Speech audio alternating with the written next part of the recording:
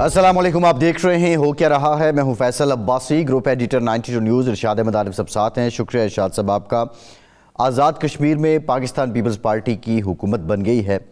سابق وزیراعظم انوار الحق کے خلاف تحریک عدم اعتماد کامیاب ہوئی اور وزارت عظمیٰ سے وہ فارغ ہوئے۔ اس کے بعد نئے قائد ایوان کے لیے رائے شماری ہوئی۔ فیصل ممتاز راٹھور نے 36 ووٹ حاصل کیے ہیں اور اس طرح آزاد ریاست جموں و کشمیر کے 16ویں وزیر اعظم منتخب ہوئے ہیں۔ اس سے قبل فیصل ممتاز راٹھور کے والد محترم راجہ ممتاز راٹھور وہ بھی پیپلز پارٹی ہی کی طرف سے آزاد ریاست جموں و کشمیر کے وزیر اعظم رہ چکے ہیں۔ بنیادی نقطہ یہ ہے کہ 4 سال میں یہ چوتھے وزیر اعظم ہیں اور آزاد ریاست جموں و کشمیر میں، اور آزاد ریاست جموں و کشمیر کو تحریک آزادی کشمیر کا بیس کیمپ بھی کہا جاتا ہے۔ کیا جو انوار الحق ڈیلیور نہیں کر سکے، کیا فیصل ممتاز راٹھور وہ ڈیلیور کر سکیں گے؟ یہ ایک بنیادی نقطہ ہے۔ یہ شارٹ ٹرم حکومت پاکستان پیپلز پارٹی نے لینا کیوں چاہی اور مسلم لیگ نون نے یہ حکومت پیپلز پارٹی کے سپرد کر کیوں دی؟ یہ بھی سوالات ہیں جن کے جوابات آج کے پروگرام میں ہم جاننا چاہیں گے۔ جو آج کی سب سے بڑی خبر ہے وہ یہ ہے کہ سابق وزیر اعظم بنگلہ دیش حسینہ واجد اور شیخ مجیب الرحمان کی صاحبزادی، ان کو انسانی حقوق کے کرائم میں جو انٹرنیشنل کرائم ٹریبیونل ہے بنگلہ دیش کا، اس نے سزائے موت سنا دی ہے۔ نہ صرف ان کو سزائے موت سنائی گئی ہے بلکہ بنگلہ دیش کے سابق وزیر داخلہ کمال الزماں جو مفرور ہیں ان کو بھی سزائے موت سنائی گئی ہے۔ حسینہ واجد پہ یہ الزام تھا کہ پہلے انہوں نے لوگوں کو اکسایا اور پھر اس کے بعد وہ خاطر خواہ انتظامات نہ کر پائیں کہ لوگوں کی جانیں بچتیں۔ عالمی میڈیا رپورٹس کے مطابق 2024 میں جو ہنگامے ہوئے، احتجاج ہوئے، اس میں 1400 کے قریب لوگ جاں بحق ہوئے۔ بہرحال اس وقت بنگلہ دیش میں عبوری حکومت ہے، یہ سزا سامنے آئی ہے۔ اس پہ رد عمل دیتے ہوئے نئی دہلی سے رد عمل دیا ہے حسینہ واجد صاحبہ نے، اور وہ فرماتی ہیں کہ وقت آئے گا اور ہم اس کا بدلہ لیں گے۔ بنیادی نقطہ یہ بھی ہے کہ بھارت انہیں کیوں تحفظ فراہم کر رہا ہے جبکہ وہ خود کو بہت بڑا جمہوریہ، دنیا کا سب سے بڑا جمہوریہ بھی کہلاتا ہے۔ نریندر مودی کی یہ نام نہاد جمہوریت کا پول بھی یہاں کھل رہا ہے۔ لیکن کیا یہ مکافات عمل ہے؟ یہ جو انٹرنیشنل کرائم ٹریبیونل ہے، حسینہ واجد نے 2010 میں اس کو قائم کیا تھا اور تقریباً درجن سے زائد لوگ ہیں رضاکار فورس کے، جماعت اسلامی کے، مسلم لیگ کے، جن کو یہاں سے سزائے موت دی گئی اور ان کی سزائے موت پہ عمل درآمد بھی ہوا۔ یہ بنیادی نقطہ ہے کہ حسینہ واجد کے لیے اب واقعتاً کوئی گنجائش نہیں ہے بنگلہ دیش کی زمین پر۔ پاکستان سے متعلق اگر ہم بات کریں تو مسلم لیگ نون اور پیپلز پارٹی میں جو 18ویں ترمیم ہے اور NFC کا فارمولہ ری وزٹ کرنے کا معاملہ ہے، اس پہ بظاہر لگتا ہے کہ معاملات ابھی تک سلجھے نہیں ہیں، کیونکہ NFC کا جو ابتدائی اجلاس تھا وہ 18 نومبر کو ہونا تھا اور آج یہ خبر آئی ہے کہ اس کو ملتوی کر دیا گیا ہے۔ یہ معاملہ کیا ہے؟ آج کے پروگرام میں اس پر بھی بات کریں گے۔ ہمیں سابق وفاقی اور سینئر پارلیمنٹیرین خرم دستگیر صاحب جوائن کر رہے ہیں۔ بہت شکریہ خرم صاحب آپ کا، آپ سے گفتگو کریں گے۔ ارشاد صاحب، شیخ حسینہ واجد سزائے موت، سابق وزیر اعظم، طویل اقتدار، یہ کیا مکافات عمل ہے؟ عباس صاحب، مکافات عمل تو ہے، اس میں کوئی شک نہیں ہے کہ یہ پھانسیوں کا، سزائے موت کا اپنے مخالفین سے انٹرنیشنل کرائم کمیشن یا ٹریبونل کے ذریعے نمٹنے کا راستہ انہوں نے خود کھولا تھا۔ اس سے پہلے بھی حکومتیں تبدیل ہوتی رہیں، اس سے پہلے فوج بھی مداخلت کرتی رہی، سیاسی حکومتوں کا دو بدل بھی ہوتا رہا، لیکن اس طرح کا کرائم کمیشن یا ٹریبونل کسی حکومت نے نہیں بنایا اور اپنے سیاسی مخالفین کو اس طرح کی سخت سزائیں دینے کا آغاز نہیں کیا۔ اور دلچسپ بات یہ ہے کہ اس میں مسلم لیگ کے لوگ تھے جنہوں نے 1970 میں 71 میں اپنے ملک کا دفاع کیا، اپنے ملک کے ساتھ جو اس وقت پاکستان تھا اس کے ساتھ کھڑے رہے، اور جو انڈیا کی سپانسرڈ دہشت گردی تھی مکتی باہنی کے ذریعے، یا جو اس وقت پاکستان کے خلاف باغی فورسز تھیں، یا پاکستان کے خلاف انڈیا کی کٹ پتلی عوامی لیگ اس وقت کی تھی، اس کا ساتھ نہیں دیا جس کی سزا انہیں ملی۔ اور اس میں مسلم لیگ کے جو تھے وہ لوگ بھی موجود تھے، اس میں جماعت اسلامی کے تو سب سے زیادہ لوگ جن کو سزا ہوئی ہے ان کا تعلق جماعت اسلامی سے تھا۔ سو مچ سو کہ مولانا غلام اعظم صاحب جن کی عمر 90 سال تھی، جی، ان کو بھی سزا سنائی گئی۔ جی، لیکن وہ سزائے موت پر عمل درآمد تو نہیں ہو سکتا تھا اس عمر میں، لیکن یہ ہے کہ ساری اپنی آخری زندگی کے ایام انہوں نے جیل میں گزارے۔ اسی طرح عبدالقادر ملا تھے، دلاور حسین سیدی تھے، مطیع الرحمان نظامی تھے، وہ پاکستان میں بڑے فیمس تھے کیونکہ اسلامی جمعیت طلباء سے ان کا تعلق تھا، جو وہاں کی اسلامی جمعیت طلباء، اسلامی چھاتر و شنگو اس کو کہتے تھے، اس کے وہ لیڈر تھے۔ تو درجن بھر لوگ جو ہیں جن کو سزائے موت ہوئی اور ان پر عمل درآمد ہوا۔ اور فضل القادر چودھری صاحب جو تھے وہ پاکستان کی قومی اسمبلی کے اسپیکر تھے، مسلم لیگ تھے، قائد اعظم کے ساتھیوں میں سے تھے، ان کے بیٹے کو بھی سزا سنائی گئی۔ اور اس کے بعد اس پر تو انٹرنیشنلی وہ ہوا کہ بھی اس کا کیا تعلق ہے اس چیز سے، لیکن یہ سارے کچھ ہوتا رہا۔ اور یہ سارا کچھ ان کا جرم صرف یہ تھا، یعنی ان پر تو ہے نا جی، انہوں نے جو مظاہرین تھے ان پر گولیاں برسائیں، پہلے ان کو اکسایا، پھر گولیاں برسائیں، اس کے بعد ظلم کیا، جبر کیا۔ ان کا قصور کیا تھا کہ جب ہم یا میرے والد اور میری جماعت جو تھی پاکستان کے خلاف سازشوں میں مصروف تھی، بھارت کے ایجنڈے کو آگے بڑھا رہی تھی، مکتی بانی غیر بنگالیوں کو گھروں پر حملے کر رہی تھی، خواتین کے ساتھ زیادتی ہو رہی تھی، حملہ کیا جا رہا تھا، قتل کیا جا رہا تھا، اس وقت انہوں نے اس فاشزم یا اس دہشت گردی یا اس ملک دشمنی کا ساتھ کیوں نہیں دیا؟ ہمارے ساتھ کیوں نہیں کھڑے ہوئے؟ پاکستان کے ساتھ کیوں کھڑے ہوئے؟ پاکستان کی فوج کے ساتھ کیوں کھڑے ہوئے؟ پاکستان کا جھنڈا انہوں نے کیا، یہ الزام تھا جس پر صاحب، لیکن اب ظاہر بات ہے کہ خود باری آ گئی ہے، تو اب وہ چیخ چلا رہی ہیں کہ جی اس انٹرنیشنل کرائم ٹریبونل کی تو کوئی آئینی حیثیت نہیں ہے، قانونی حیثیت نہیں ہے، ہم اس کو، اور پھر اندازہ فرمائیں کہ ایک مجرم جو ہے وہ یہ کہہ رہا ہے کہ ہم اس کا بدلہ لیں گے، یعنی اس کا مطلب ہے کہ آپ قانون، آئین، کسی ضابطۂ اخلاق پہ یقین نہیں رکھتے، آپ بدلہ لیں گے، ڈرا رہے ہیں، دھمکا رہے ہیں۔ کیوں؟ اس لیے کہ بھارت آپ کے پیچھے کھڑا ہے اور آپ نے بھارت کے ایجنڈے کو آگے بڑھانا ہے، تو اس لیے آپ کو توقع ہے کہ کسی نہ کسی وقت بھارت آپ کو اقتدار میں لے آئے۔ بالکل درست بات ہے ارشاد صاحب، یہ بڑا ڈیٹیل آپ نے بیک گراؤنڈ بھی بتایا کہ حسینہ واجد جو اپنے دور اقتدار میں کرتی رہیں اور آج وہ خود کٹہرے میں ہیں اور مجرمہ ثابت ہو چکی ہیں۔ اس پر ہم خرم صاحب سے اس پر بھی بات کریں گے، لیکن خرم صاحب جو بڑی خبر ہے کہ آزاد کشمیر میں فیصل ممتاز راٹھور صاحب اب وزیر اعظم منتخب ہو گئے ہیں۔ 4 سال میں یہ چوتھا وزیر اعظم، کیوں ضرورت اس کی محسوس ہوئی خرم صاحب؟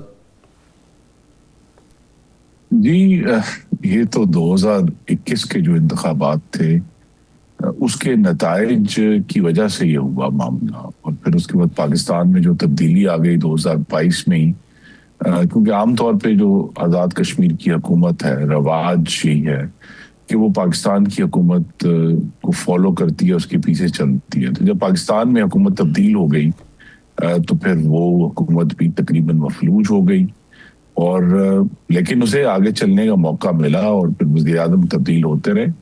ابھی مسلم لیگ نون کی تو یہ ایڈوائس تو یہی تھی کہ اب جب کہ مکمل طور پر ہی مفلوج ہو گئی ہے حکومت، ابھی ہم نے دیکھا جو پروٹیسٹ ہوئے اس کا کوئی بھی سیاسی اور قانونی جواب وہ نہیں دے پائے، کہ یہ اس کو عدم اعتماد کر کے فوری طور پر انتخابات کال کر لیے جائیں، کیونکہ انتخابات میں اب صرف گن کر 7 مہینے رہ گئے ہیں، اور جولائی 2026 میں اگلے انتخابات جو ہیں وہ متوقع ہیں۔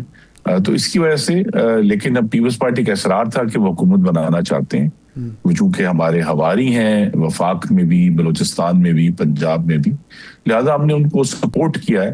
اور مسلم لیگ نون کی تو اس وقت یہی ترجیح ہے کہ ہم اپنی صف بندی کریں اور انشاءاللہ آنے والے انتخابات کی بھرپور تیاری کریں، اس میں کامیابی حاصل کریں۔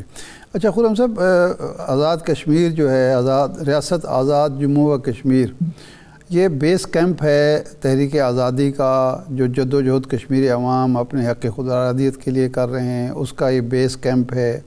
یہاں بار بار تبدیلی، اور جس طرح آپ نے فرمایا کہ وفاق میں جو حکومت ہو وہی حکومت پھر وہاں آ جاتی ہے، اس کی وجہ سے یہ جو ہمارا نیریٹو ہے یا ہماری جو کشمیریوں کے ساتھ یکجہتی ہے اس کو اس پہ وہ کمزور نہیں ہوتی، اس کو زک نہیں پہنچتی. وہاں بار بار تبدیلی سے 4 وزیر اعظم آئے، ظاہر بات ہے کہ جب ایسی صورتحال ہو تو پھر پرفارم تو نہیں کر پاتے.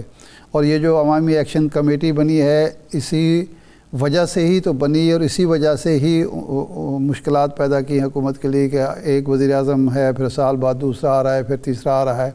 تو آپ سمجھتے ہیں کہ ایک دانشور کے طور پر، ایک سیاستدان کے طور پر، کہ یہ عمل کم از کم آزاد کشمیر میں نہیں ہونا چاہیے؟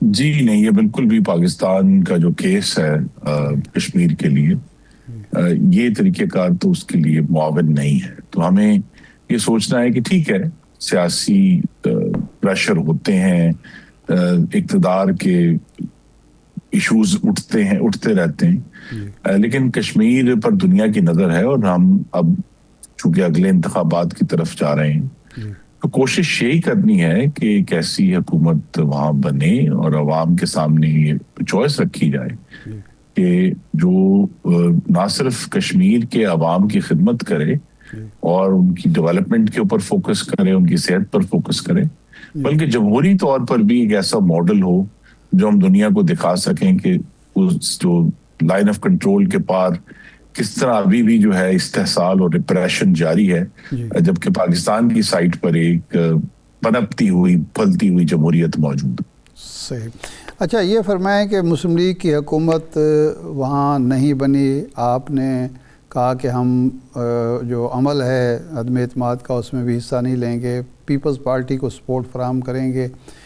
آپ سمجھتے ہیں کہ 7 مہینے میں پیپلز پارٹی نے حکومت اس لیے لی ہے کہ وہ وسائل استعمال کرے، اپنی بیس مضبوط کرے اور اگلے الیکشن میں مسلم لیگ کے لیے یا جو مخالفین ان کے لیے مشکلات پیدا کرے؟ ایسا آپ کو اندیشہ نہیں ہے؟ جی ہے، اندیشہ ہے.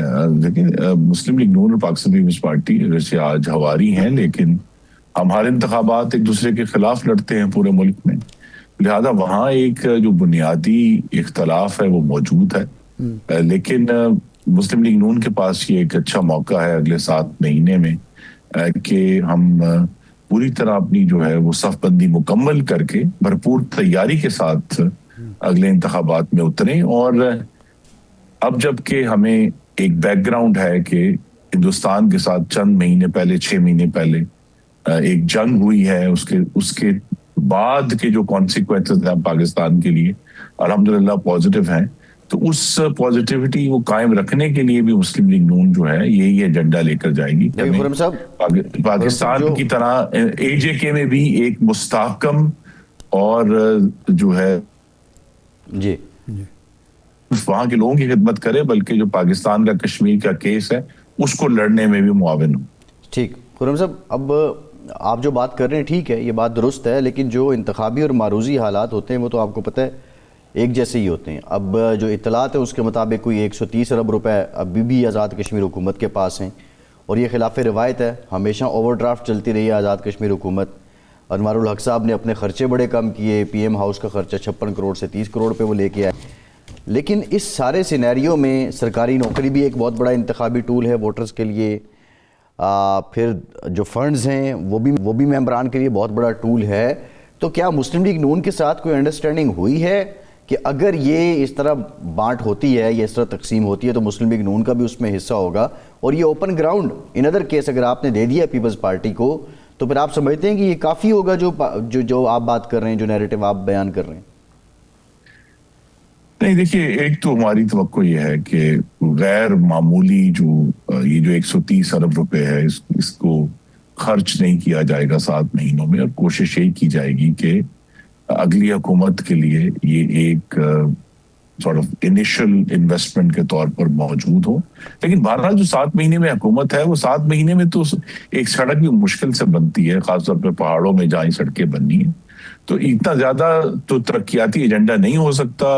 جو آپ نے یہ ذکر کیا کہ نوکریوں کا ایشو ہے، اس پہ بھی ظاہر ہے مسلم لیگ نون کی سپورٹ سے ہی یہ حکومت قائم رہے گی. تو کہیں نہ کہیں یہ نیگوسیشن جاری رہے گی، لیکن ہمارا فوکس میں پھر دہرا دوں اگلے انتخابات کی تیاری پر ہے. صحیح. اچھا جی، اب بنگلہ دیش کی طرف آتے ہیں. آپ کے سامنے ہے سابق وزیر اعظم حسینہ واجد کو سزائے موت، ایک کیس میں سزائے موت ہوئی ہے، دوسرے عمر قید کی سزا سنائی گئی ہے، اور آپ کے یہ بھی علم میں ہے کہ یہ آغاز محترمہ نے خود کیا تھا، موصوفہ نے خود کیا تھا. تو آپ سمجھتے ہیں کہ یہ مکافات عمل ہے اور یہ عمل رکے گا، یہ آگے بڑھے گا؟ جی، سب سے پہلے تو میں آپ کا شکر گزار ہوں ارشاد صاحب، آپ نے اپنے ناظرین کو اس کی کچھ بیک گراؤنڈ بتائی. لیکن ثبوت ڈھاکہ ایک زخم ہے جو آج بھی رس رہا ہے. جی، وہ اس سے خون نکلنا بند نہیں ہوا. اور ہم نے یہی جو پچھلے سال بنگلہ دیش میں ہوا وہ یہی بتا رہا ہے کہ وہ جو ایک پوری دنیا میں نیریٹو پھیلایا گیا کہ پاکستان جو ہے ویلن تھا اس سارے کیس میں، اور وہاں جو ہے پتہ نہیں ہندوستان نے کون سی آزادی دلائی. تو بنگلہ دیش کی عوام نے جو پچھلے سال اٹھ کھڑے ہوئے اور انہوں نے یہ ثابت کیا، اور جس طرح انہوں نے حد سے بہت سال پہلے بھی جب شیخ مجیب مرحوم کو بھی قتل کیا گیا تھا ان کے گھر پہ، تو یہ ایک معاملہ ایسا ہے جس کی اصل حقیقت اور اصل تاریخ آج کے پاکستانیوں کو بتانا نمبر 1 بہت ضروری ہے. دوسرا یہ ہے کہ جو ہم نے یونانی المیہ ڈرامے میں پڑھا ہے کہ ہوبرس انوائٹس نیمیسس، کہ تکبر اور گھمنڈ جب ایک حد سے بڑھ جاتا ہے تو پھر اس کی پاداش آتی ہے، اور اس کے خلاف پھر کوئی ایک قدرتی طور پر ریاکشن آتا ہے. وہ بھی آیا ہے. اور یہ جو بنگلہ دیش میں ہوا ہے، اور خاص طور پہ شیخ مجیب الرحمان کی بیٹی کے ساتھ دیکھیے ان کے خلاف فیصلہ آیا، یہ ایک مکمل ہم سمجھ رہے ہیں کہ ایک سال میں بنگلہ دیش کی تاریخ جو ہے وہ الٹ گئی ہے. لٹرلی وہ بساط پوری الٹ گئی ہے جس کی بنیاد پہ اس ملک میں سیاست ہو رہی تھی. تو اب جو فروری میں انتخابات متوقع ہیں، اب ہماری توقع یہی ہے کہ وہ پرامن طریقے سے آگے بڑھیں اور ایک نئی حکومت منتخب کریں جو پاکستان کے ساتھ پہلے ہی الحمدللہ بڑے عرصے کے بعد ایک دوستانہ ماحول جو ہے وہ قائم ہوا ہے، دفاعی تعاون ہو رہا ہے، معاشی اور تجارتی تعاون ہو رہا ہے، تو اس کو لے کر آگے بڑھیں. لیکن ہمیں یہ بات اب واضح ہو گئی ہے کہ کسی بھی دور میں جب ایک گھمنڈ اور تکبر کی بنیاد پر ریاستی فیصلے ہوں گے تو ان کا چاہے دیر سے لیکن ریاکشن آتا ہے.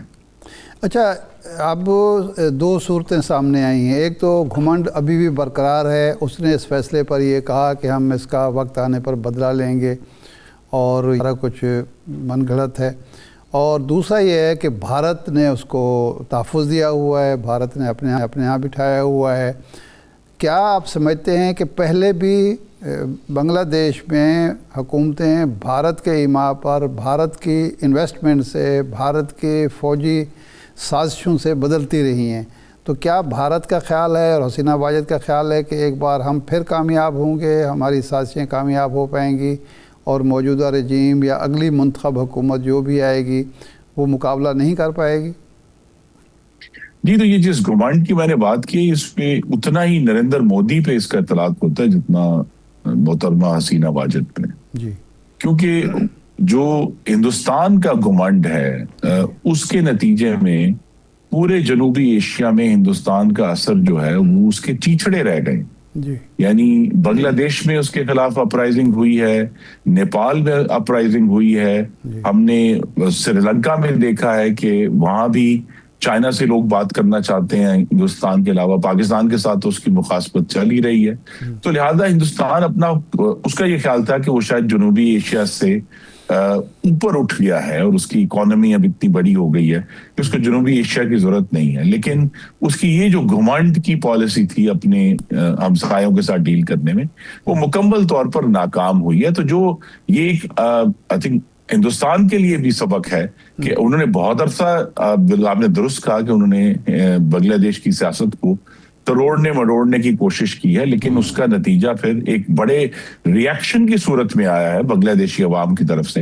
ورنہ دیکھیں نا، ہم سب تو بنگلہ دیش کی مثالیں دیا اگر دیکھیں، ان کی ایکسپورٹ اتنی بڑھ گئی، اکانومی اتنی بڑھ گئی، لیکن جو بنیادی سیاسی معاملات ہیں ان کو حل اگر زیادہ دیر نہ کیا جائے تو وہ پھر اس ریاکشن کی صورت میں نکلتے ہیں. اور یہ ہمارے لیے بھی اتنا ہی سبق ہے جتنا بنگلہ دیش کے لیے. تو اس کا مطلب یہ ہے کہ یہ جو سیاسی عدم استحکام ہوتا ہے، یہ جو انتقام ہوتا ہے یا سیاسی مخالفین کو دیوار سے لگانے کا عمل ہوتا ہے، وہ بالآخر اپنا ریئیکشن سامنے لاتا ہے اور مضبوط معیشت اس کا مقابلہ نہیں کر سکتی. جی تو یہ ایشو ہے نا جی. تو اس لیے کوشش ہم سب کو کرنی ہے کہ پاکستان میں جو بہت عرصے کے بعد ایک معاشی اور سیاسی استحکام آیا ہے اس کو سنبھال کر رکھیں اور اس کو ملک کی آنے والی ترقی کے لیے بھرپور استعمال کریں. صحیح. خرم صاحب، 27ویں ترمیم آئین کا حصہ بن چکی ہے اور بنیادی سوال یہی ہے کہ اس ترمیم کے بعد وفاقی آئینی عدالت بھی تشکیل ہو چکی ہے. کیا فوری انصاف پاکستان کے عوام کا مقدر بنے گا اب؟ جی یہ ہماری توقع ہے، کیونکہ 2010 کے بعد جو 18ویں اور 19ویں ترمیم ہوئی تھی اس میں یہی توقع تھی کہ اگر عدلیہ کو یہ خود مختاری دی جائے گی کہ جج بھی وہ چنیں اپنی مرضی سے اور پورا جو اپنی عدلیہ کا احتساب بھی وہ خود کریں، کہ اس کے نتیجے میں دیکھیے 4 معیار تھے جس پہ ہم نے کوشش کی تھی. ایک تو ججوں کی جو قابلیت ہے وہ بہتر ہوگی، اس کے نتیجے میں ان کی ججمنٹس بہتر ہوں گی، عوام کے لیے جو ڈسپیچ ہے ان کا وہ بہتر ہوگا، اور یہ عدالتیں جو ہیں یہ اپنا احتساب اندرونی بھی کریں گی. شاید ایک 5ویں امید میرے جیسے لوگوں کی تھی کہ اس نتیجے میں یہ جو عدلیہ ہے خود مختار عدلیہ آئین اور جمہوریت کی تقویت کا باعث بنے. یہ 5 امیدیں جو ہیں وہ خاک کر دی انہوں نے، ججز نے اپنے 15 سالوں میں. اس کا اب ایک 26ویں 27ویں ترمیم کے ذریعے ہم آگے بڑھے ہیں، ایک ریفارم ہوا ہے، لیکن معیار تو یہی رہیں گے. تو یہ ضرور ہے کہ اب سپریم کورٹ کے اوپر وہ کوئی پریشر نہیں ہے کہ جو مسالے دار اقتدار والے کیسز تھے وہ بھی ایک علیحدہ عدالت میں چلے گئے ہیں. تو جو بنیادی سپریم کورٹ ہے وہ اپنا کام کرے گا کہ جو پاکستان کے عوام کی ہزاروں پٹیشن سالوں سے پینڈنگ ہیں ان کا ڈسپیچ جلدی شروع ہوگا. لیکن ساتھ ہی سپریم کورٹ پہ یہ ذمہ داری ہے کہ وہ اپنے سے جو لوور عدلیہ ہے اس اپنا بھی احتساب کریں گے، لوور عدلیہ کا بھی احتساب کریں گے، اور ساتھ ہی جو ججوں کی کوالٹی ہے وہ بہتر ہوگی. جوڈیشل کمیشن پہلے سے زیادہ وسیع ہو گیا ہے تو بہتر طریقے سے زیادہ شفافیت کے ساتھ ججز کا تقرر ہوگا. اور ساتھ یہ بھی ہے کہ جو ججمنٹس لکھی جا رہی ہے اس کے اوپر بھی کوئی نہ کوئی ویو ہوگا. تو عدلیہ کے اوپر جو ذمہ داری ہے وہ پہلے سے بڑھ گئی ہے، پارلیمان کی نگرانی بھی پہلے سے بڑھ گئی ہے، اور نتیجہ اس کا اسی معیار پہ ٹیسٹ ہوگا کہ کیا یہ پاکستان کے عوام کا ڈسپیچ جو ہے وہ بہتر ہو رہا ہے، ججمنٹس بہتر ہو رہی ہیں، بہتر کوالٹی کے ججز آ رہے ہیں، اور تقویت پاکستان کی آئین اور جمہوریت کو مل رہی ہے یا نہیں مل رہی. تو ایک ہم آگے بڑھے ہیں 15 سال کے تجربے کے بعد. اچھا، 15 سال کے تجربے کے بعد ایک چیز کھٹک رہی ہے کہ 1 سال کا تجربہ ہوا آئینی بینچ کا. آئینی بینچ بنا، بڑی توقعات وابستہ کی گئی، 1 سال کے بعد ہی دل بھر گیا، جی بھر گیا، اور ایک آئینی عدالت قائم کر دی گئی. اچھی بات ہے، اللہ کرے کہ جس طرح آپ کی توقعات ہیں اور لوگوں کی توقعات ہیں اس پر وہ پورا اترے. لیکن یہ دلچسپ بات ہے کہ آئینی بینچ جن ججز پر مشتمل تھا، سوائے اس کے چیف کے جو ریٹائر ہوتے 30 کے، کسی ایک جج کو بھی سپریم کورٹ کے جج کو وہاں شامل کرنے کی ضرورت محسوس نہیں کی گئی اور ادھر ادھر سے جج لائے گئے. تو اس میں کیا راز پنہا ہے، کیا حکمت تھی؟ بہتر تو یہ تھا اسی آئینی بینچ جو تھا اسی کو ہی آئینی عدالت کا درجہ دے دیا جاتا تاکہ وہ جو آئینی کیسز سن رہے تھے وہ سنتے رہتے. جی یہ تو اس کی بہتر توجہ تو حکومتی وزراء ہی دے سکتے ہیں کہ انہوں نے یہ کیوں فیصلہ کیا. لیکن میرے لیے اس میں مثبت بات یہ ہے کہ جو بھی ابہام تھا آئینی بینچ اور سپریم کورٹ کے درمیان اب وہ دور کر دیا گیا ہے آئینی طریقے سے، اور اب ایک واضح ہے کہ ایک سیپریشن ہے کہ جو یہ سارے آئینی کیسز ہیں وہ یہ بینچ سنے گا، اور جو اصل سپریم کورٹ کا کام ہے as the final appellate court, Pakistan کا سب سے اعلیٰ ترین عدلیہ ہے، وہ اپنا کام جاری رکھے گا. تو یہ جو ایشوز ہیں آئی تھنک وقت کے ساتھ ساتھ ان میں صراحت آئے گی اور کلیئرٹی آئے گی کہ کہاں سے کوئی بہتری آ رہی ہے یا نہیں آ رہی. اور اصل ایشو یہ ہے کہ ہم سیکنڈ گیس کر سکتے ہیں کہ حکومت نے یہ کام کیوں کیا، لیکن آئینی بینچ کی پرفارمنس بھی اور جو سپریم کورٹ ہے بنیادی اس کی بھی پرفارمنس بھی ہمیں بہت جلد اگلے 2 سے 3 سال میں معلوم ہو جائے گا کہ کیا یہ تجربہ جو ہے یہ واقعی عوام کے لیے اور آئین کے لیے ڈیلیور کر رہا ہے یا نہیں کر رہا. اچھا یہ فرمائیں کہ ایک جو ابتدائی خاکہ ہمارے سامنے ہے جو ٹویٹ بھی کیا بلاول بھٹو صاحب نے، پھر آپ کے وزراء نے بھی بتایا کہ جی ایک 18ویں ترمیم پر نظر ثانی ہو رہی ہے کیونکہ جن شعبوں میں صوبوں کی کیپیسٹی نہیں ہے وہ ان سے واپس لے کے وفاق کے حوالے ہوں گے. NFC ایوارڈ پر نظر ثانی ہوگی. کچھ لوگ تو خیر صوبوں کے بارے میں بھی کہتے تھے کہ جی صوبے نئے سرے سے بنائے جائیں گے اور ایسی چیزیں تھیں، لیکن جس طرح پچھلی دفعہ ہوا تھا اس دفعہ بھی کمپرومائز ہوا اور کچھ چیزوں کو نکال دیا گیا اور آئینی عدالت اور باقی معاملات ہو گئے۔ پہلی بات تو یہ ہے کہ کیا اب 28ویں ترمیم میں جب یہ مسئلہ اٹھے گا تو پھر پیپلز پارٹی تیار ہو جائے گی، کیونکہ وہ تو کہتے ہیں کسی کا باپ بھی تبدیل نہیں کر سکتا، اور جو حقوق یا وسائل ہمیں حاصل ہیں یا اختیارات صوبوں کو حاصل ہیں وہ تو واپس نہیں ہوں گے۔ تو پھر یہ کیسے ہوگا اور اس کے نتائج کیا نکلیں گے؟ دیکھیے اصل میں ہم سب حل کی طرف دوڑ پڑتے ہیں اور جو اصل ایشو ہے اس کی طرف اب ضروری نہیں کہ جو ایشو کیا ہے کہ وفاق نے پاکستان کی 1947 کے بعد کے تمام قرضے جو ہیں وہ وفاق نے دینے، دس از دا کرائسس، اور اس کے بعد جو ہے اب ان قرضوں کی وجہ سے وفاق کے پاس جو دوسری اس کی ذمہ داریاں ہیں، آزاد جموں کشمیر جس کی ڈسکشن ہم نے کی، گلگت بلتستان ہے، سابق فاٹا ہے، اس طرح پاکستان کی جو دفاع کی ذمہ داری ہیں اس کے لیے جو ہے وہ وسائل موجود نہیں ہیں۔ تو لہٰذا اب اس پر ضرور غور ہو سکتا ہے، کیا اس کے لیے کسی آئینی ترمیم کی ضرورت ہے؟ میں ذاتی سمجھتا ہوں کہ اس پہ آئینی ترمیم کی ضرورت نہیں ہے، کیونکہ آئین نے تو کہہ دیا ہے کہ جی ایک NFC ایوارڈ ہوگا اور ہر 5 سال بعد ریویو ہوگا، اور یہ ضرور 98ویں ترمیم میں کہا گیا کہ صوبوں کا حق کم نہیں کیا جائے گا۔ تو ٹھیک ہے، اگر صوبوں کا حق کم نہیں کیا جائے گا تو پھر کیا یہ سوچا جا سکتا ہے کہ آزاد جموں کشمیر اور گلگت بلتستان کو عبوری طور پر صوبے قرار دے کر ان کا جو حق جتنا بنتا ہے اسی موجودہ NFC میں ان تک دیا جائے، اور یہ کہا جائے کہ اچھا جی عبوری طور پر جو سابقہ فاٹا ہے اس کو اگرچہ صوبہ نہیں ہم بنا رہے، لیکن ان کا جو وفاق نے کمٹمنٹ کی ہوئی ہے 100 ارب روپے کی، وہ 100 ارب روپے کی جو ہے وہ جو ہے صوبوں کے اس میں سے حصے میں سے جائیں۔ اس کے لیے بھی آئینی ترمیم کی ضرورت نہیں ہے۔ جو بے نظیر انکم سپورٹ پروگرام ہے جو 40 ارب روپے سے شروع ہوا تھا اور اب 100 ارب سے تجاوز کر چکا ہے، تو کیا وہ صوبے جو ہیں وہ اپنے وسائل میں سے دینے کے لیے تیار ہیں؟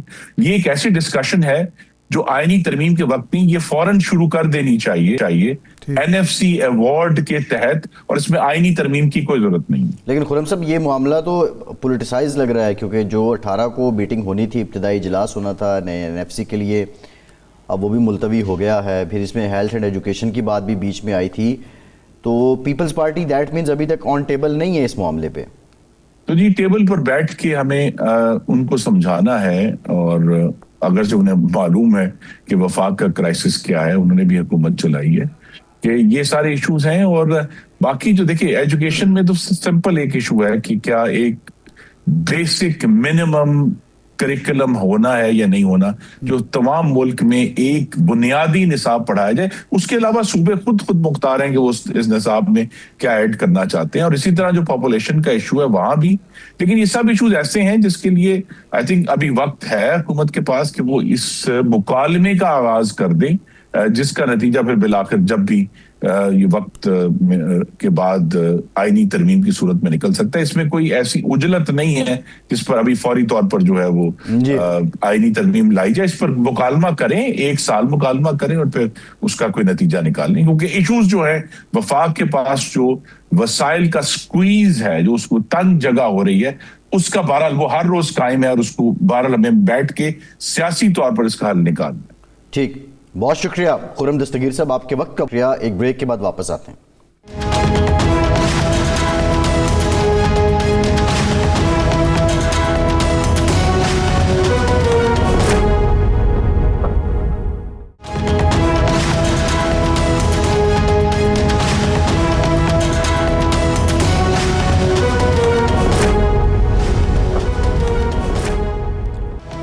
بریک کے بعد ایک بار پھر سے آپ کا خیر مقدم کرتے ہیں۔ شیخ مجیب الرحمان کی صاحبزادی شیخ حسینہ واجد کو سزائے موت اور عمر قید، اور یہ اس وقت کی سب سے بڑی خبر ہے۔ ہمیں ڈھاکے سے جوائن کر رہے ہیں جبان احمد، بنگلہ دیشی صحافی ہیں۔ بہت شکریہ جبان آپ کے وقت کا۔ جبان، سب سے پہلے یہ بتائیے کہ جو ان لارج پبلک ریئیکشن ہے بنگلہ دیش کے لوگوں کا وہ کیا ہے؟ یہ سزا جب اناؤنس کی گئی تو اس کے بعد لوگوں نے کیا رائے دی؟ شکریہ جو آپ نے مجھے جان کیا۔ دیکھیے، بنگلہ دیش کی قوم اس دن کے لیے انتظار تھا क्योंकि हसीना वाजिद से तंग आ चुकी है मास पीपल को। देखिए हम तो सहाफ़ी हैं, तो हम तो पब्लिक का ओपिनियन नहीं दे सकते, मगर हम जो कहना चाहते हैं, जो हसीना वाजिद उन्होंने ज़्यादा किलिंग किया, ज़्यादा लोगों के मर चुके हैं, इसलिए उनका जो अभी जो फांसी का सजा हुआ, इसलिए ज़्यादा मस पीपल था जो उन्होंने ज़्यादा खुश हुआ। अच्छा, ये अवामी लीग की तरफ से हड़ताल की अपील भी की गई थी, तो क्या आज अवामी लीग के कारकुन निकले एहतजाज करने के लिए, प्रोटेस्ट के लिए? देखिए वो अवामी लीग जो है वो तो बैन हो चुके हैं। उसको जो पार्टी का जो मेंबर था वो ज़्यादा डिस्ट्रिक्ट में ज़्यादा बांग्लादेश के ज़्यादा डिस्ट्रिक्ट में ज़्यादा रोड को ब्लॉक कर रहा है, कोई बस में आग दे रहा है, ये कोई बात नहीं है, मगर वो तो हड़ताल नहीं है। उन्होंने जस्ट अनाउंस किया शटडाउन, क्योंकि वो इस जो इंटरनेशनल क्रिमिनल कोर्ट को जो ये था वर्डिक्ट हुआ, उसके से वो मानने के लिए नाराज है। उन्होंने बोला ये जस्टिस नहीं हुआ, इनजस्टिस हुआ, ये उनका कहना है। नहीं, शटडाउन जो था वो कितना, ढाका में, चट्टागांग में, कुछ और इलाके जो हैं वहाँ कितना था या नहीं था, ना होने के बराबर था? ये कुछ आदमी था जो हाईवे रोड पर दहशतगर्दी किया, ज़्यादा पीपल नहीं था। अब जो पुलिस और लॉ एनफोर्स आ रहा है तब वो उधर में निकल जाता है। इस तरह हो सकते हैं, ज़्यादा अच्छी तरह उसके साथ कोई तलबा नहीं है, कोई आदमी नहीं है, कोई नहीं है। एक बात आपको मैं बोलूँ, हसीना वाजिद जो था गवर्नमेंट था, उसके रहने के बाद अभी कोई सियासी जमात जलसा नहीं कर सकते हैं। अच्छा,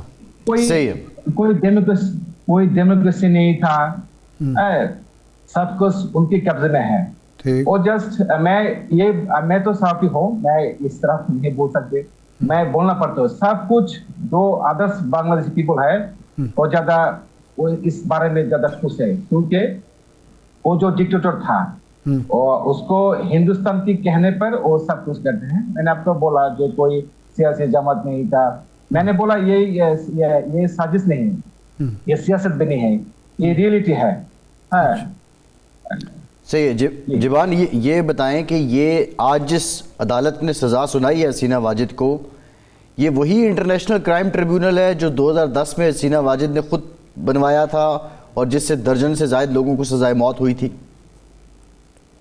जी, हसीना वाजिद ने ये कोर्ट केट किया, उस कोर्ट पर उसका सजाए मौत हुआ।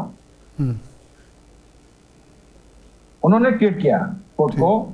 अभी जो ज्यादा आदमी था ये जान चुकी है, जो वार कैदियों के जो इल्जाम लगाया था, जो लोगों उन्होंने फांसी में लग गया था, उस आदमी का जो रिलेटिव है उन्होंने ये बात बोला, जो ये अल्लाह की रहम है, उन्होंने जो किया मेरे फैमिली के साथ, अल्लाह ने सब कुछ उसका बदला अल्लाह तबारक व तआला ने उसका जवाब दिया, अल्लाह की तरफ से जवाब आया, कुदरत की तरफ से जवाब आया। ठीक है, जवाब आया। ये बताइएगा। जी जी जी जी जी, माने जो शेख हसीना वाजिद अभी भी जो आदमी था, तलवा था, उन्होंने दूसरी बार उसका जो घर है धानमंडी 32 नंबर में दूसरी बार गिरा के लिए गया था। अच्छा, अभी भी ज्यादा आर्मी था, पुलिस था, उन्होंने उसने रोका। अच्छा। तो उसका कहना है भाई वो तो घर नहीं है, वो तो गिर चुके हैं, दूसरी बार क्यों भाई इसमें आपको डिस्ट्रॉय करना चाहिए। वो जो प्रोटेस्टर तलबा है, उन्होंने बोला हसीना वाजिद उसका जो फादर शेख मुजीबुर रहमान, उसका कोई हम निशाना मिट देंगे, वही कोई घर इधर में नहीं रह सकते, क्योंकि वो ज्यादा हिंदुस्तान का स्पाई था। अच्छा, अच्छा, उसका ये कहना है। धान मंडी अब का वाला घर जो है वो मौजूद है, काफी गिराने नहीं दिया गया। जी। लोगों की ख्वाहिश थी कि उसको गिरा दिया जाए। जी जी जी।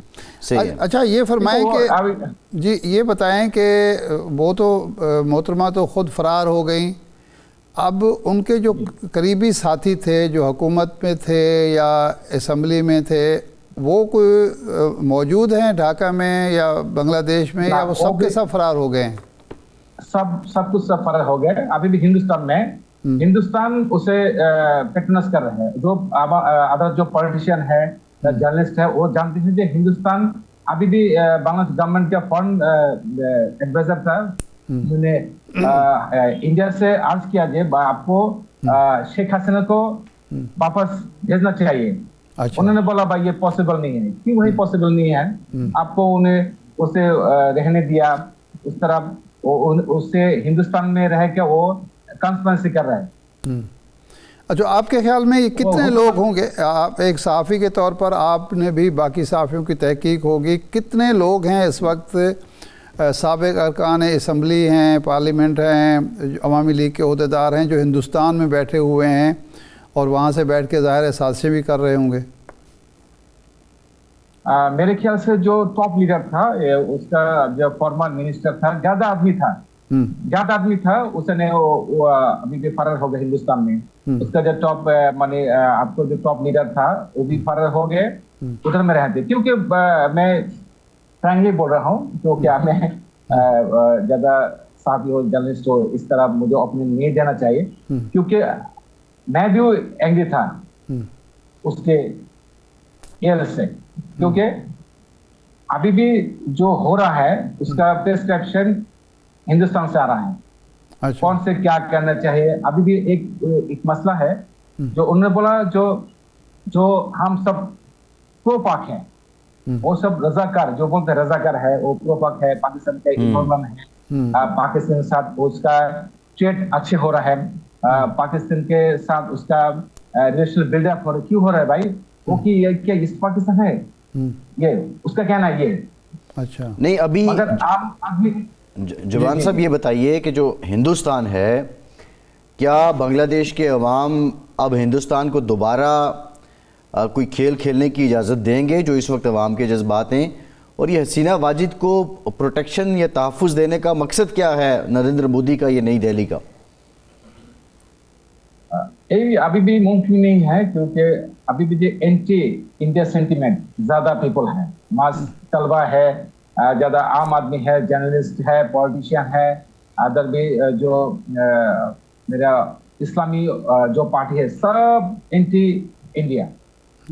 वो कहना है कि इंडिया भाई मेरा देश को उन्होंने ये प्रोविंस समझ रहे हैं, क्योंकि ये तो हिंदुस्तान का प्रोविंस नहीं भाई, हम आज़ादी मुल्क है। और जो कहना हिंदुस्तान के इशारा पर कहना चाहते हैं, ये हम जो अदर्स मास पीपल है वो ये से नहीं चाहते कि हिंदुस्तान कोई इन्वॉल्वमेंट इधर में हो। अच्छा, ये फरमाएं कि अब इलेक्शन फरवरी में होने वाले हैं। एक तो ये बताइए कि इलेक्शन लाजमन हो जाएंगे, और दूसरा ये है कि कौन कौन सी पार्टीज़ इस वक्त इलेक्शन में हिस्सा ले रही हैं, किसकी पोजीशन आपको बेहतर नज़र आती है? खालिदा ज़िया की, जमात इस्लामी की, हुसैन मोहम्मद इरशाद की पार्टी भी मौजूद है। कौन सी पार्टी आपको ज़्यादा आवाम के करीब नज़र आती है, ज़्यादा सरगर्म नज़र आती है? किसकी कामयाबी के आप इम्कानात देख रहे हैं? नहीं, एक बात है, अब तो बोला फरवरी में इंशाल्लाह इलेक्शन हो जाएंगे।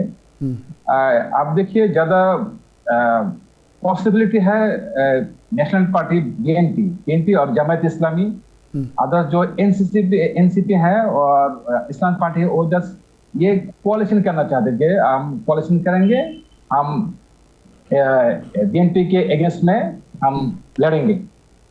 अभी भी कोalition नहीं हुआ। ज़्यादा पॉसिबिलिटी है बीएनपी का, ज़्यादा बिग पार्टी है, इसका आदमी ज़्यादा है, इसका पॉसिबिलिटी है। और आपने जो बात बोला जातीय पार्टी, वो तो इसका हसीना वाजिद का साथ दिया था, उससे वो नहीं लड़ सकते इलेक्शन में। जातीय पार्टी जो थी वो यानी वो इसकी हिमायत कर रहे थे? नहीं लड़ सकते। अच्छा, वो इलेक्शन नहीं लड़ सकते। अच्छा, तो अब यानी बीएनपी जो है, खालिदा जिया की पार्टी जो है, उसकी पोजीशन है और जमात इस्लामी अभी उनके उसके खिलाफ है। वो चाहते हैं जमात इस्लामी, एनसीपी, आदर्श इस्लामी जो पार्टी है वो कोalition कर एंटी वही बीएनपी के साथ लड़े। सही। तो इसकी वजह क्या है? जब खालिदा जिया हुकूमत में थी तो उन पर भी तो इल्ज़ामात थे करप्शन के, नाअहली के, वो दोनों बार इक़्तिदार से महरूम की गई, अवामी तहरीक उनके खिलाफ भी चलती रही। वो तो वो समझ रहा है जो हम ज़्यादा पीपल, ये साजिश था, उसका कहना ये साजिश था। अच्छा। ये करप्शन का साजिश था, इसलिए आज ज़्यादा पॉपुलर था लेकिन खालिदा जिया, उसको लोग पसंद करते हैं, इसलिए ज़्यादा अभी भी 60 ईयर्स जो अवामी लीग था ना, वो तो ज़्यादा इंडिया के कहने पे सब कुछ करते हैं। जस्ट प्रोपेगेंडा किया जो जमात इस्लामी तो फंडामेंटलिस्ट पार्टी है और प्रो पाकिस्तानी है, वो पाकिस्तान जो 70 वार में लिबरेशन वार है तब पाकिस्तान के साथ दिया था, इतने लोगों को मारा भाई, आपको उसका खिलाफ है। ये जो प्रोपेगेंडा रीमार्क किया, इसलिए ज़्यादा जमात इस्लाम का ज़्यादा पोजीशन अच्छा नहीं है। अच्छा, तो इसका मतलब ये है कि जो नौजवान है अभी भी इस प्रोपेगेंडे का शिकार है कि ये जो जमात इस्लामी थी ये पाकिस्तान प्रो पाकिस्तान थी, इसने पाकिस्तान का साथ दिया और हमारी आज़ादी को रोकने की कोशिश की, ये वहाँ अभी भी सेंटिमेंट हैं? जी। अच्छा, सेंटिमेंट है अभी भी सब। अच्छा, अभी ठीक हो जाएगा इंशाल्लाह, क्योंकि ये जो हिंदुस्तान का साजिश था ये आम पब्लिक जो सब जान चुके हैं। जी। अच्छा, ये बताएं जी जो लेकिन हसीना वाजिद और ये जो भारत नवाज पार्टियां थी तो वो तो खालिदा जिया पर भी यही इल्ज़ाम लगाती थी, और खालिदा जिया की पॉपुलैरिटी की एक वजह ये भी थी कि वो एक एतदाल पसंद पार्टी थी और पाकिस्तान के साथ उसके अच्छे ताल्लुकात थे जिसको भारत पसंद नहीं करता था। तो पाकिस्तान के साथ अच्छे ताल्लुकात या पाकिस्तान के हवाले से अच्छी राय जो है वो तो मेरा ख्याल है वहाँ नौजवान उसको पसंद करते हैं और नारे भी वहाँ लगते रहे हैं पाकिस्तान के हक़ में। जी जी, ये बिल्कुल अभी भी हिंदुस्तान ये बोल रहा है कि आप जो बोल रहे हैं ना वो पाकिस्तान था, अभी भी उसका कहना है कि अभी भी कुछ नहीं कह रहे, इसलिए सिचुएशन अच्छी नहीं है क्योंकि सब कुछ तो उनके हाथ से निकल गया। अभी हिंदुस्तान का कोई नहीं है, सब कुछ तो अब एंटी में और एग्रेस में चला गया, इसलिए वो ज़्यादा खामोश था। सही है। अभी ये लास्ट क्वेश्चन है जुबैन, ये बताइए कि क्या बांग्लादेश की मौजूदा हुकूमत कोशिश कर रही है कि हसीना वाजिद को भारत से वापस लाया जाए और जो सज़ाए मौत सुनाई गई है इस पर अमल दरामद करवाया जाए, या ये होता नज़र नहीं आ रहा? नहीं, वो का प्रोसीड्यूर है हसीना वाजिद को भेजने के लिए। उन्होंने बांग्लादेश जो फॉरेन मिनिस्टर है उन्होंने बोला, मैंने स्टेटमेंट दिया कि आप रैपिडली आप हसीना वाजिद को बांग्लादेश में भेज दे। उन्होंने उसका वही लेटर का कोई आंसर नहीं दिया, उसका जो फॉरेन मिनिस्टर है कोई आंसर नहीं दिया। बांग्लादेश का जो गवर्नमेंट इंटरिम गवर्नमेंट है वो ज़्यादा कोशिश कर रहे हैं कि उसको बांग्लादेश में आपके ख्याल में अमेरिका, यूरोप, आलमी बिरादरी का रद्द-ए-अमल क्या होगा इस सज़ाए मौत पे? उसका भाई पॉजिटिव है। वो तो कोर्ट का जो वर्डिक्ट है, कोर्ट ने जो डिसीजन लिया है कोर्ट का राय है ये। अच्छा, उसमें वो क्या अमल करेगा? अच्छा, ठीक जी, ठीक है। बहुत शुक्रिया जुबैन, आप हमारे साथ मौजूद थे। टाइम खत्म हो गया। शुक्रिया आपका। आज के प्रोग्राम से इतना ही, इजाज़त दीजिए।